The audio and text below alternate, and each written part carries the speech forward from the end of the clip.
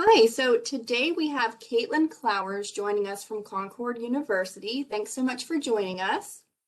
Thank you. So, in an effort to better understand the profession, um, to the community or individuals who are interested in entering the behavioral health field, we're going to ask you a few questions today.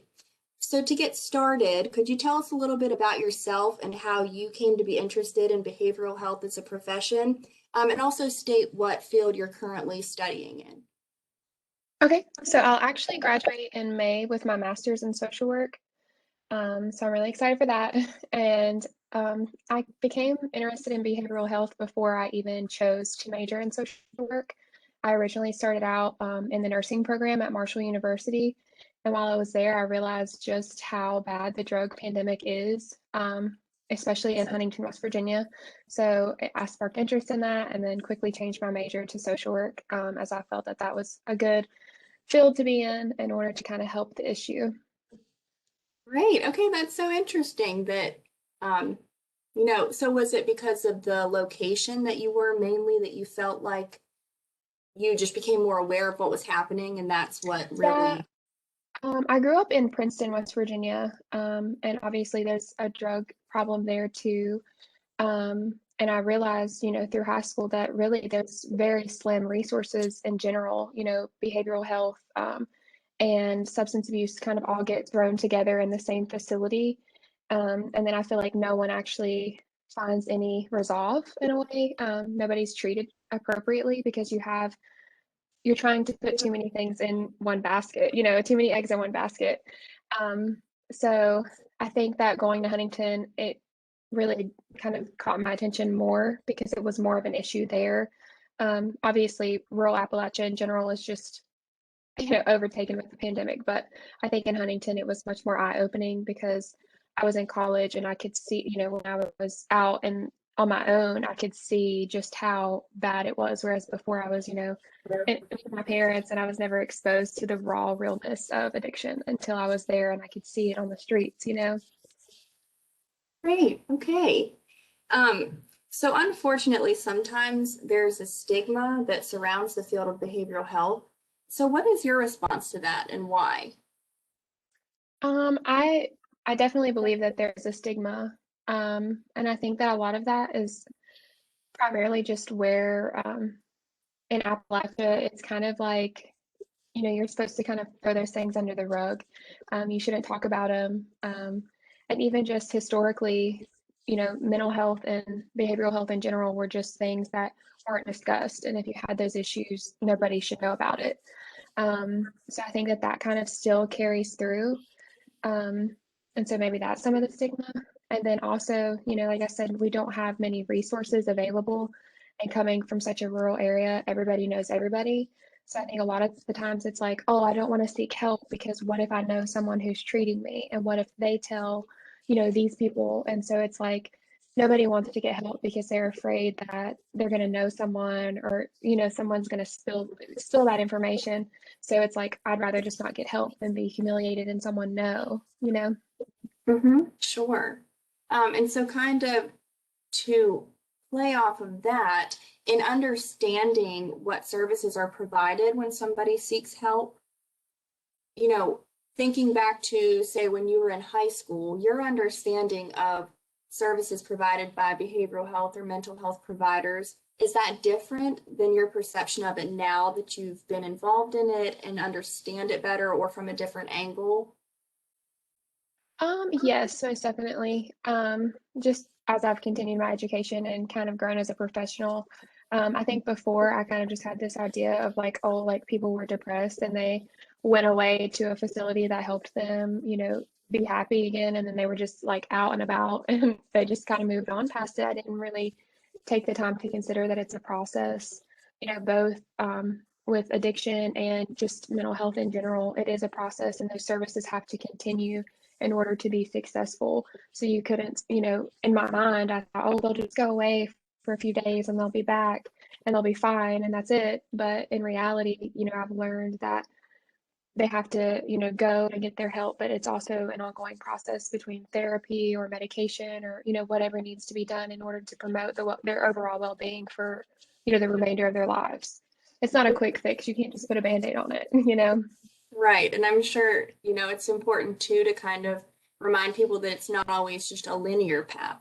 It's a Right. journey. So, things may ebb and flow. So that's nice to hear that, in your knowledge and education and training now, you're understanding that and you're able to convey that to people in the community who are interested in knowing about services and that type of thing. Yes. Um, so you've kind of mentioned this already, but could you identify some challenges and barriers to reducing stigma?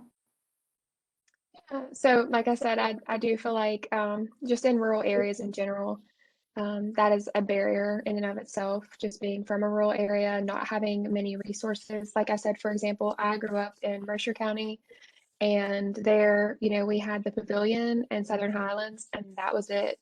And so, I feel like, a lot of people that like a lot of my peers, who had like mental health issues, a lot of the times, like they were afraid to go because like they would know that one of our classmates' moms was a nurse there, or, it was like they were skeptical to get help because they were afraid that somebody would know them. Um, and then again, in rural areas, it's kind of looked down upon. You're not supposed to be mentally ill. You're not supposed to have any mental health issues. It's kind of just to pull yourself up by your bootstraps kind of, belief, and you're just kind of supposed to keep on going.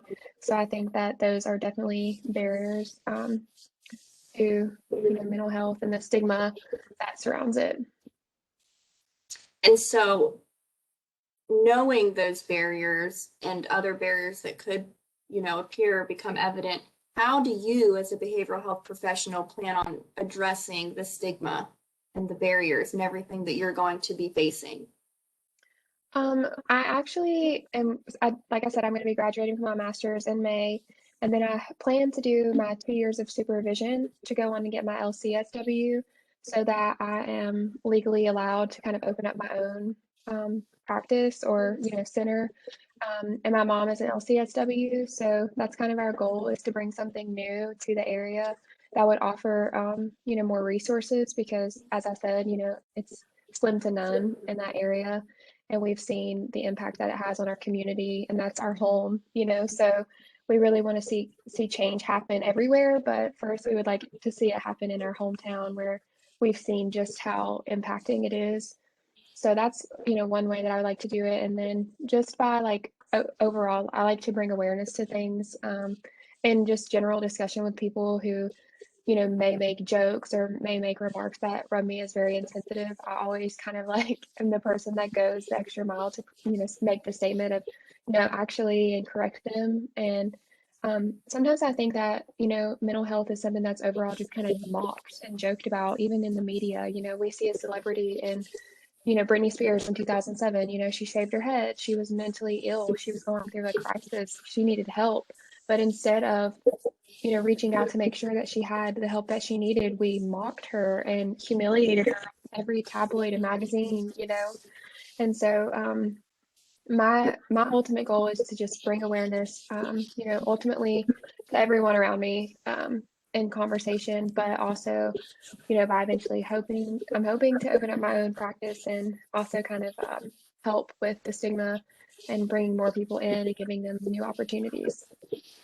Wow, that's great. And I'm trying to think of a quote because as soon as you said, wanting to help your community and that type of thing, there was a quote that was said to me recently that basically just said that, people sometimes feel like they need to go out into the world to make this huge impact when you could make such an impact in your own community and in your own Mm-hmm. home. I love to hear that. That's really great. Oh, Um, thank you. yeah. Well, thank you so much for joining us today. I want to open it up if you have any final comments before we close it out here. I would just like to thank Concord University for everything that they've done. I received my bachelor's from them also, so obviously I really like them because I chose to go back there for my master's. So I'm just really grateful for the professors who impacted me and impacted, they guided where I wanted to go. Because at first I wasn't 100% sure where I wanted to go, but now I know exactly that. I know that I'm exactly where I'm supposed to be. So. Great. All right, Caitlin. Well, thank you so much again, and we look forward to hearing from you soon. Thank you. Thank you.